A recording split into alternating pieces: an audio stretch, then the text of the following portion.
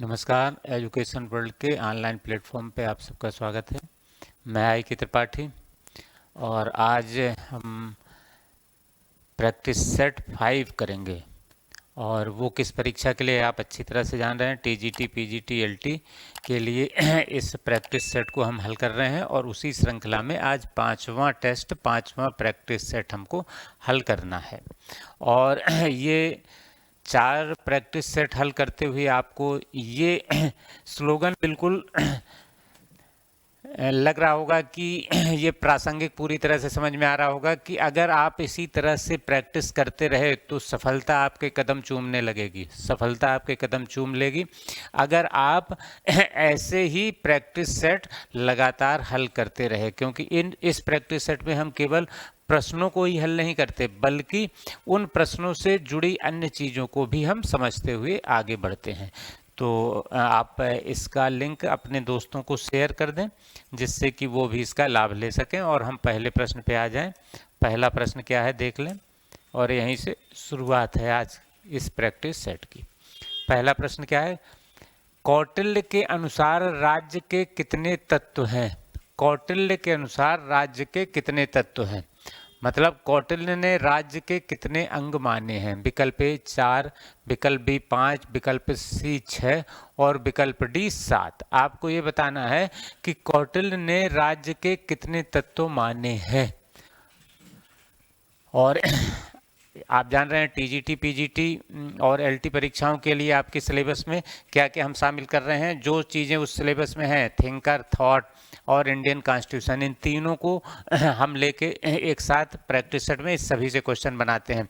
तो ये प्रश्न जो है वो इंडियन थिंकर, और इंडियन थिंकर आपको टीजीटी के लिए कौन कौन से पढ़ने हैं? कौटिल्य, मनु और गांधी। और पीजीटी में इसके अलावा भी कुछ और थिंकर हैं। कौन से हैं? इंडियन थिंकर में पंडित जवाहरलाल नेहरू, डॉक्टर बी.आर. अम्बेडकर, जयप्रकाश नारायण और राम मनोहर लोहिया। तो इन्हीं सब से हम प्रश्न कर रहे हैं, थिंकर से, थॉट से और इंडियन कॉन्स्टिट्यूशन से। तो इसमें जो प्रश्न पूछा गया है, कौटिल्य के अनुसार राज्य के कितने तत्व हैं, इसका सही आंसर क्या होगा? 7 तत्व हैं। कौटिल्य ने राज्य के 7 तत्व माने हैं। तो इसका आंसर आपको मिला विकल्प डी 7। अगले प्रश्न पे आना है हमें। अगला प्रश्न कौन सा है? मनु किस परंपरा का चिंतक थे? मनु किस परंपरा के चिंतक थे? मनु किस परंपरा के चिंतक थे? विकल्प ए धर्मशास्त्र, विकल्प बी अर्थशास्त्र, विकल्प सी नीतिशास्त्र और विकल्प डी इनमें से कोई नहीं। आपको मनु, कौटिल्य और गांधी टीजीटी में भी है, पीजीटी में भी है, एलटी में भी है। ये मनु थिंकर के रूप में आपकी इन सभी परीक्षाओं में है।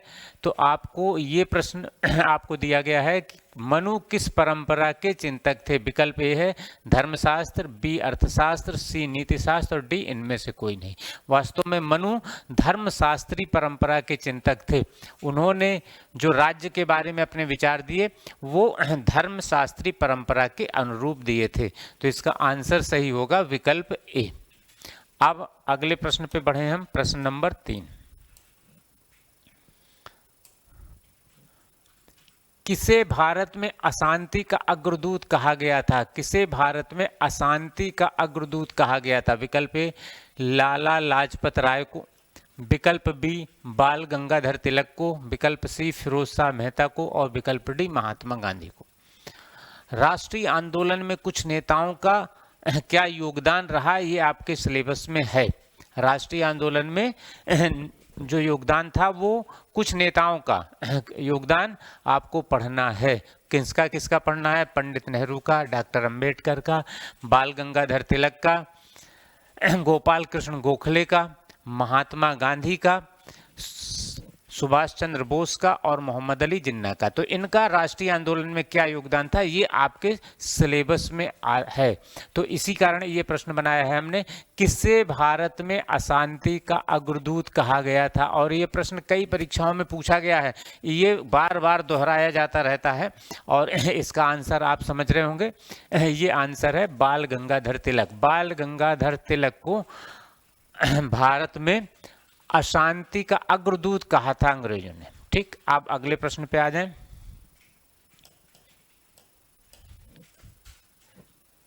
अगला प्रश्न क्या है?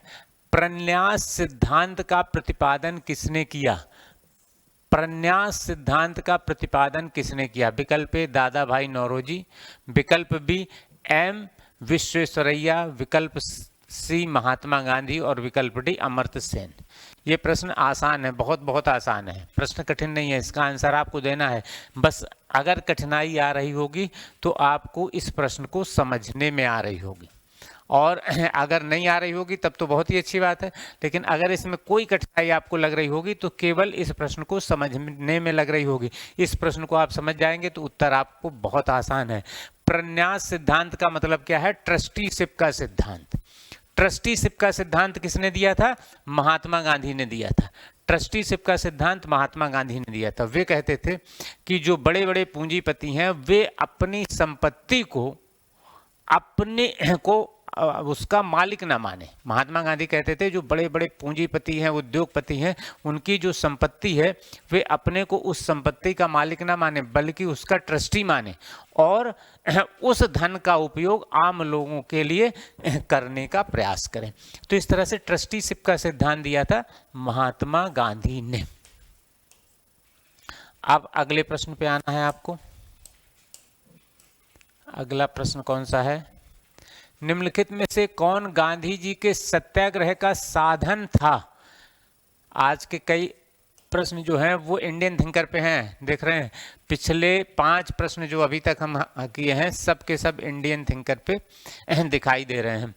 तो इस प्रश्न का उत्तर आपको बताना है। निम्नलिखित में से गांधी जी के सत्याग्रह का साधन था? विकल्प ए सविनय अवज्ञा, विकल्प बी उपवास, विकल्प सी उपर्युक्त दोनों, विकल्प डी दोनों में से कोई नहीं। सत्याग्रह का मतलब क्या? सत्य का आग्रह करना। और इसके लिए गांधी जी ने कौन कौन से रास्ते अपनाए, कौन कौन से साधन अपनाए? एक तो सविनय अवज्ञा और दूसरा उपवास, अर्थात इन दोनों को उन्होंने सत्याग्रह के साधन के रूप में स्वीकार किया था। अर्थात इस प्रश्न का सही आंसर क्या होगा? उपर्युक्त दोनों, क्योंकि इन दोनों को ही गांधी जी सत्याग्रह के साधन के रूप में ये स्वीकार करते थे। सत्याग्रह के साधन के रूप में उन्होंने इन दोनों का प्रयोग किया था, सविनय अवज्ञा और उपवास दोनों का। तो इसका आंसर विकल्प सी। अब अगले प्रश्न पे आना है हमें। प्रश्न नंबर 6 देखते हैं कौन सा है। ये आपके सिद्धांत का प्रश्न है। समाजवाद का संबंध मुख्य रूप से किस वर्ग से है? समाजवाद का संबंध मुख्य रूप से किस वर्ग से है? विकल्प ए सैनिक, विकल्प बी पूंजीपति, विकल्प सी भ्रमिक। ये भ्रमिक तो नहीं हो सकता, ये श्रमिक होना चाहिए, ये श्रमिक होगा, श्रमिक। विकल्प डी उत्पादक। कुछ विकल्प जब कभी कभी गलत टाइप हो जाते हैं तो आप खुद ही समझ जाते हैं कि वो क्या होगा। भ्रमिक तो कुछ भी नहीं, और वो क्या होता है? श्रमिक होता है। समाजवाद का संबंध मुख्य रूप से किस वर्ग से है? इसका आंसर आपको करना है विकल्प ए सैनिक, बी पूंजीपति, सी श्रमिक और डी उत्पादक। तो वास्तव में समाजवाद का संबंध श्रमिक वर्ग से है, श्रमिक वर्ग से, इससे है, श्रमिक वर्ग से। श्रमिक वर्ग से कैसे है? कार्ल मार्क्स क्या कहता है कि जब पूंजीवादी व्यवस्था अपने चरम पे पहुंच जाएगी और उस समय सर्वहारा वर्ग का या श्रमिक वर्ग का शोषण अपने चरम पे पहुंच जाएगा तो ये श्रमिक वर्ग संगठित होकर क्रांति कर देगा और इसके द्वारा वो क्या करेगा? सत्ता पर कब्जा कर लेगा। अर्थात अब सत्ता सर्वहारा वर्ग के पास आ जाएगी और इस समय राज्य जो होगा वह अस्तित्व में रहेगा। उत्पादन के सभी साधनों पर राज्य का एकाधिकार हो जाएगा। तो मार्क्स कहता है या समाजवाद कहता है कि मुख्य जो है वो श्रमिक है। श्रमिक ही अपने काम से, अपने कार्यों के द्वारा, मेहनत के द्वारा उत्पादन करता है और उस उत्पादन का लाभ पूंजीपति लेते हैं। इसी कारण श्रमिक जब क्रांति करके सत्ता पर कब्जा कर लेगा तो उसका शोषण खत्म हो जाएगा, समाप्त हो जाएगा। तो इस तरह से समाजवाद में जो मुख्य रूप से मुख्य आधार है इसका, ये श्रमिक है, इसका संबंध मुख्य रूप से श्रमिक से है। अब आए अगले प्रश्न पे। प्रश्न नंबर 7। प्रश्न नंबर 7 क्या है? लाखों लोग मार्स को एक देवता के रूप में पूजते हैं और अन्य लाखों लोग एक दुष्ट के रूप में घृणा करते हैं, ये किसने कहा है? ये बहुत ही अच्छा प्रश्न है। ये आपको स्टेटमेंट के रूप में पूछा गया है कि ये किसने कहा है, और ये आपको याद रखना है। हम इसका आंसर तो अभी आपको बताते हैं। ये आपको याद रखना है, जब एग्जाम में आएगा तो ऐसे प्रश्न पूरी तरह से ये फैक्चुअल हैं। आपको पता है तो आपने उस प्रश्न को हल कर दिया और आगे बढ़े, और नहीं पता है तो आप फिर उसमें कॉन्सेप्ट तो है नहीं कि आप उसको समझ के कर सकें। इसमें क्या विकल्प दिया है? ए मैक्सी, बी सेमाइन, सी कार्ल पापर और डी लास्की। प्रश्न क्या है? लाखों लोग मार्स को एक देवता के रूप में पूजते हैं और लाखों अन्य लोग एक दुष्ट के रूप में घृणा करते हैं, ये बात कही थी मैक्सी ने। मैक्सी कहता था कि बहुत से लोग ऐसे हैं, लाखों लोग ऐसे हैं जो उसे एक देवता के रूप में पूज रहे हैं, लेकिन लाखों लोग ऐसे भी हैं जो उससे घृणा करते हैं, उसको दुष्ट मानव मानते हैं। तो ये स्टेटमेंट था मैक्सी का। अब अगले प्रश्न पे आना है हमें, प्रश्न नंबर 8 पे। प्रश्न नंबर 8 क्या है? समाजवाद शब्द का प्रयोग किसने किया था? और ये प्रश्न हम आपको पिछले प्रैक्टिस सेट में से आप देख लीजिएगा, जो 4 प्रैक्टिस सेट हैं उनमें से किसी में करा चुके हैं, और आपने उनको अगर किया होगा तो इसका आंसर आप तुरंत दे देंगे। समाजवाद शब्द का प्रयोग सर्वप्रथम किसने किया था? विकल्प ए कार्ल मार्क्स, विकल्प बी लेनिन, विकल्प सी अरस्तु और विकल्प डी रॉबर्ट ओवेन। इसका सही आंसर क्या है? Robert Owen. समाजवाद शब्द का प्रयोग सबसे पहले रॉबर्ट ओवेन ने किया था। और कार्ल मार्क्स क्या है? ये वैज्ञानिक समाजवाद के प्रणेता हैं। वैज्ञानिक समाजवाद के प्रणेता हैं, लेकिन समाजवाद शब्द का प्रयोग सबसे पहले रॉबर्ट ओवेन ने किया था। समाजवाद क्लियर? अब अगले प्रश्न पे आ जाना है हमें। इसका आंसर मिला आपको विकल्प डी रॉबर्ट ओवेन। अगले प्रश्न पे आ जाएं, प्रश्न नंबर 9 रहेगा। प्रत्यक्ष लोकतंत्र किस देश की विशेषता है? प्रत्यक्ष लोकतंत्र किस देश की विशेषता है? विकल्प ए भारत, विकल्प बी इंग्लैंड, विकल्प सी अमेरिका और विकल्प डी स्विट्जरलैंड। बड़ा आसान है आपके लिए, आप लोगों को ज्यादातर लोगों को पता ही रहता है प्रत्यक्ष लोकतंत्र किस देश की विशेषता है। प्रत्यक्ष लोकतंत्र का मतलब क्या होता है? ऐसी शासन व्यवस्था जिसमें जनता कानून बनाने में सीधे भाग लेती है, अर्थात कानून बनाने का कार्य संपूर्ण जनता करती है, उसके प्रतिनिधि नहीं करते। तो स्विट्जरलैंड में यह व्यवस्था है, कुछ स्थानीय क्षेत्रों में यह व्यवस्था है प्रत्यक्ष लोकतंत्र की, लेकिन पूरे देश में प्रत्यक्ष लोकतंत्र है, राष्ट्रीय स्तर पर प्रत्यक्ष लोकतंत्र है, ऐसा नहीं है। और स्विट्जरलैंड एक फेडरल कंट्री है, फेडरेशन है। हालांकि स्विट्जरलैंड के लिए वहां की संघीय व्यवस्था के लिए जो शब्द प्रयोग किया गया है वो कन्फेडरेशन किया गया है, लेकिन वो कन्फेडरेशन नहीं है वास्तव में, क्योंकि फेडरेशन और कन्फेडरेशन का अंतर ये होता है कि कन्फेडरेशन में जो इकाइयां रहती हैं, प्रांत रहते हैं, वो संप्रभु होते हैं, और फेडरेशन में उनकी संप्रभुता नहीं रहती, उनके बीच समझौते का परिणाम होता है। फेडरेशन में भी इकाइयों के मध्य समझौते का परिणाम होता है फेडरेशन, और कन्फेडरेशन भी इकाइयों के मध्य समझौते का परिणाम होता है, लेकिन दोनों में अंतर क्या होता है? कन्फेडरेशन में जो इकाइयां होती हैं वे वास्तव में संप्रभु रहती हैं, और फेडरेशन में इकाइयां संप्रभु नहीं रहती। तो स्विट्जरलैंड के लिए कन्फेडरेशन शब्द का प्रयोग किया गया है वहां की संघीय व्यवस्था के लिए, लेकिन वहां पे वास्तव में है फेडरल सिस्टम या फेडरेशन है, और वहां पे स्थानीय स्तर पे स्थानीय निकायों में कुछ वहां पे प्रत्यक्ष लोकतंत्र की व्यवस्था है। तो आपसे प्रश्न जो पूछा गया है उसका आंसर होगा स्विट्जरलैंड में प्रत्यक्ष लोकतंत्र की व्यवस्था है, लेकिन कहां पे है? राष्ट्रीय स्तर पे नहीं है, स्थानीय स्तरों पर है। ठीक, अब आइए अगले प्रश्न पे, प्रश्न नंबर 10। राजनीतिक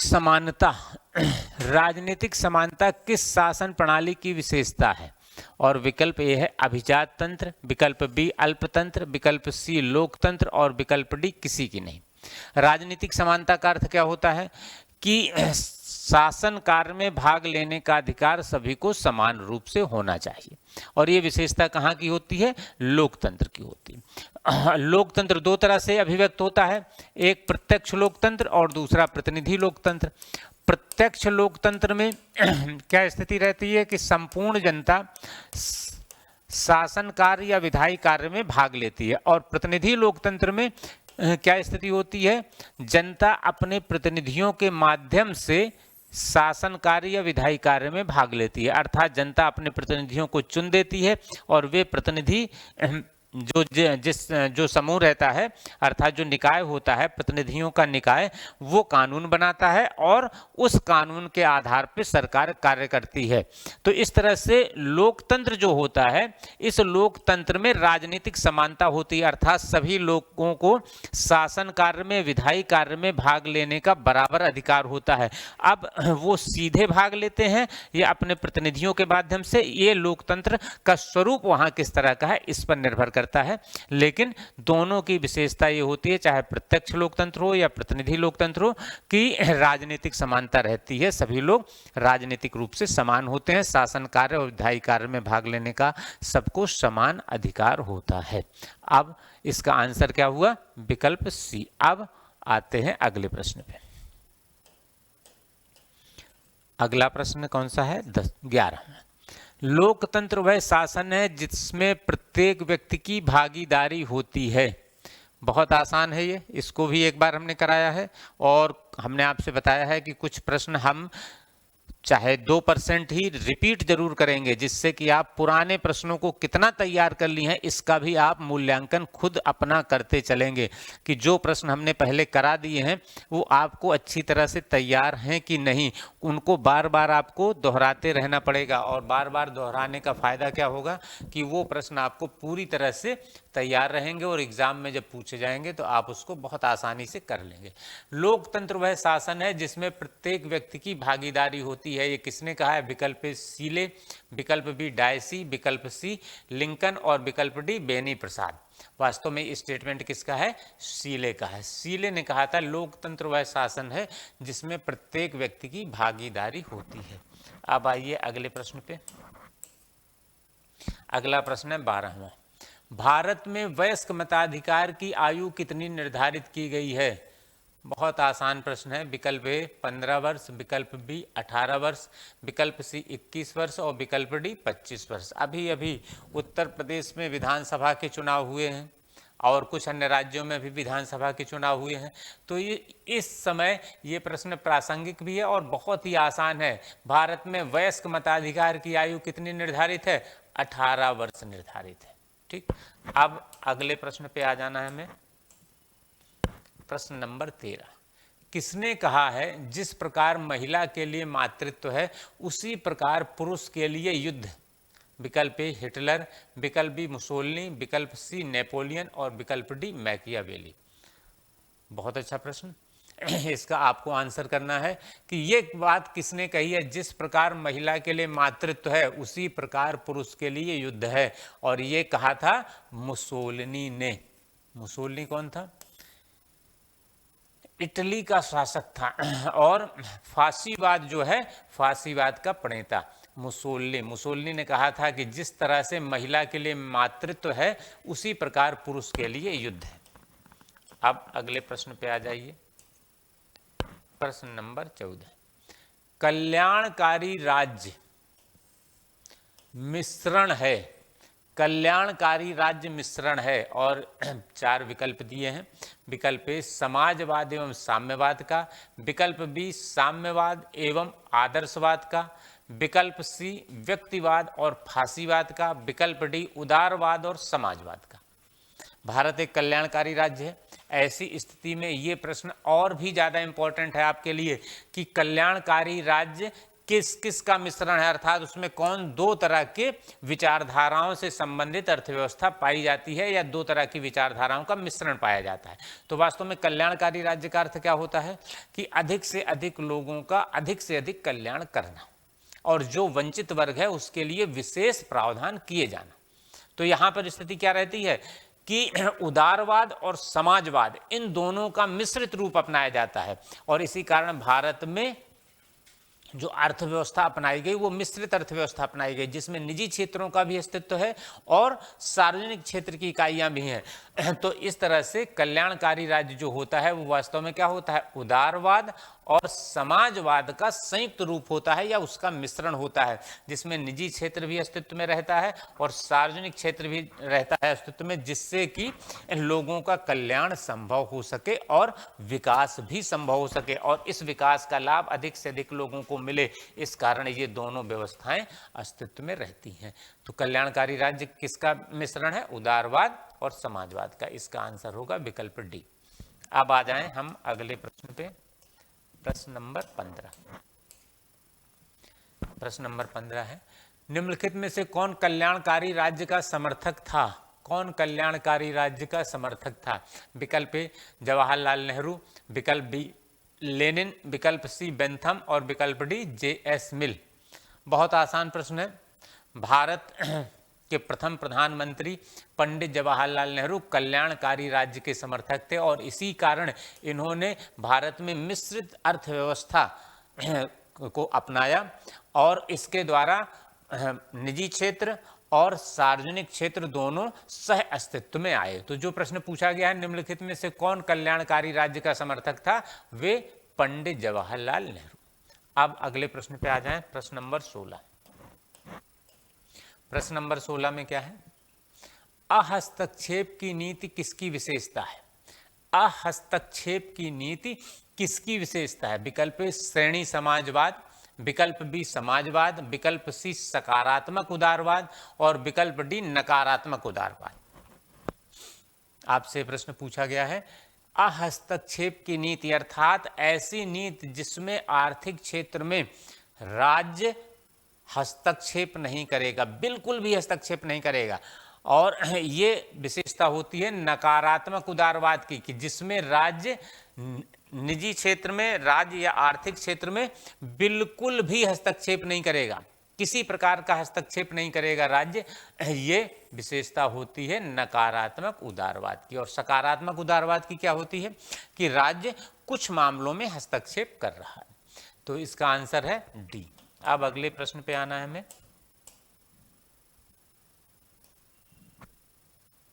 प्रश्न नंबर 17।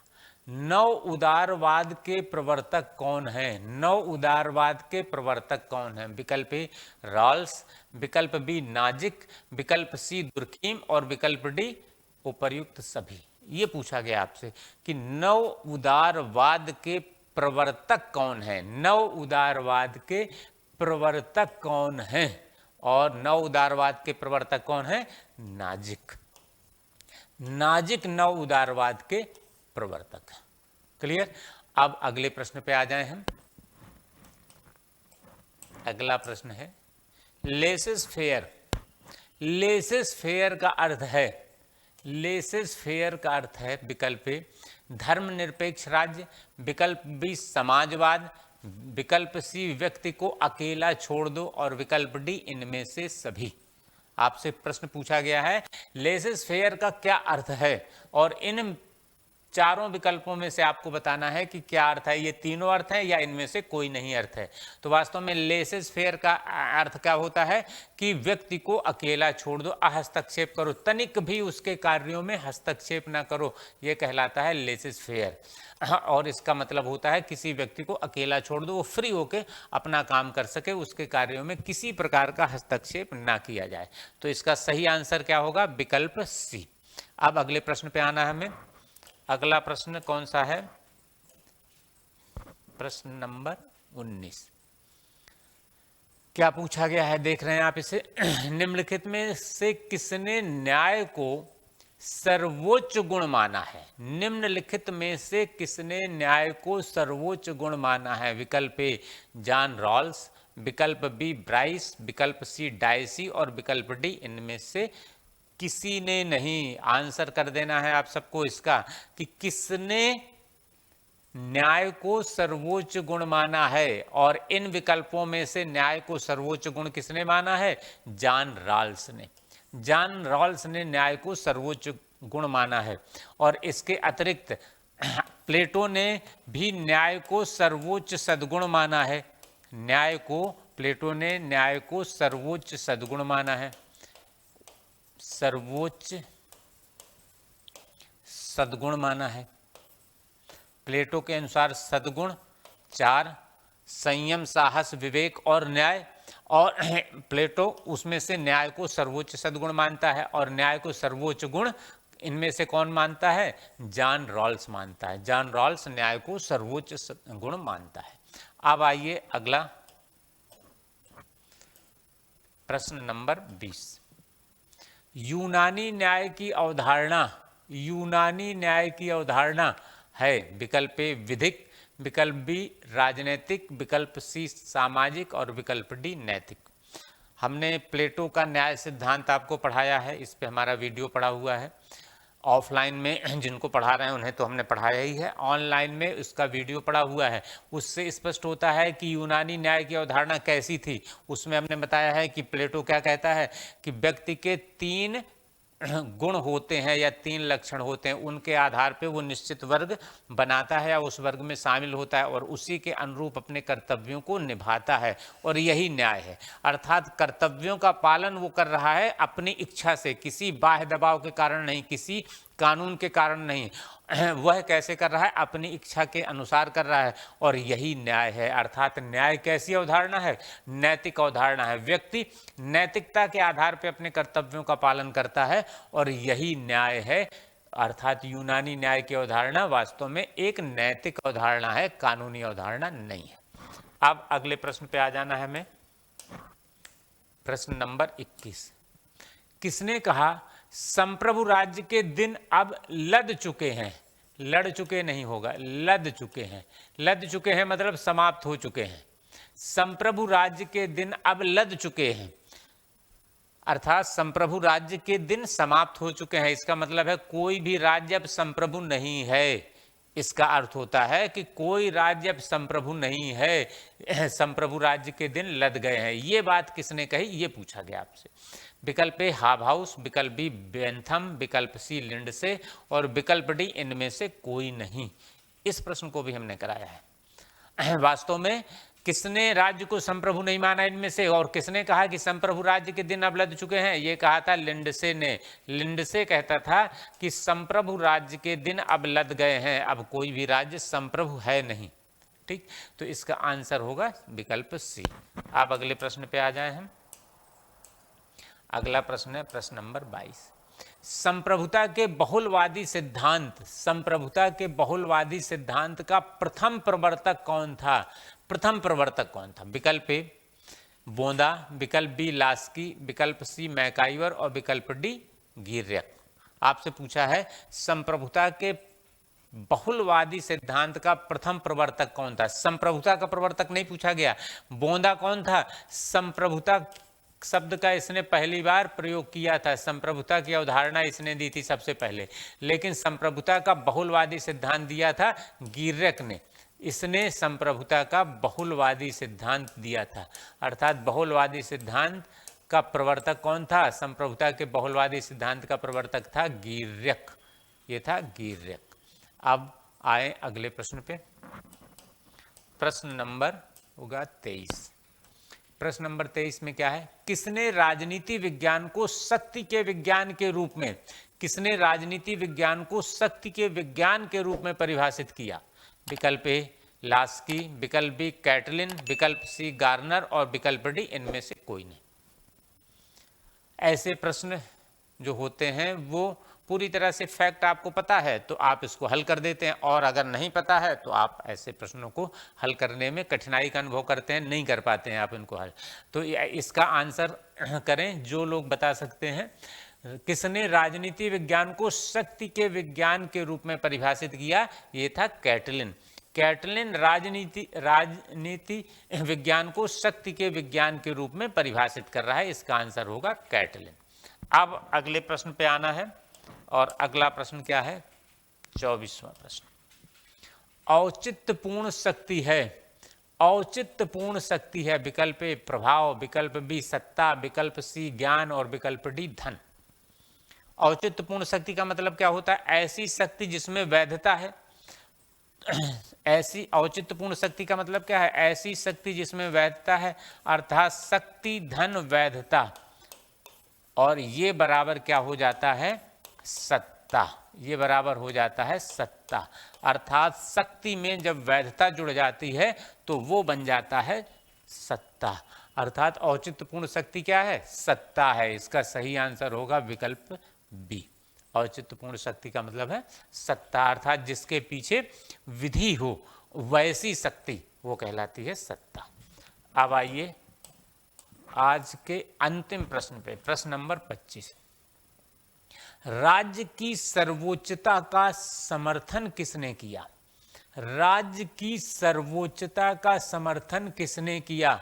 विकल्प ए महात्मा गांधी, विकल्प बी मार्क्स, विकल्प सी रूसो और विकल्प डी मैकियावेली। आपसे पूछा गया है कौन राज्य को सर्वोच्च मानता है इनमें से, और वे कौन है? राज्य की सर्वोच्चता का समर्थन कौन कर रहा है? मैकियावेली कर रहा है। मैकियावेली राज्य को सर्वोच्च मानता है, अर्थात राज्य की सर्वोच्चता का समर्थक है मैकियावेली। तो इस तरह से ये 25 प्रश्न हमने आज हल कर लिए फिर से, और इन 25 प्रश्नों से आपकी परीक्षा की जो तैयारी चल रही है उसमें काफ़ी लाभ मिलता है।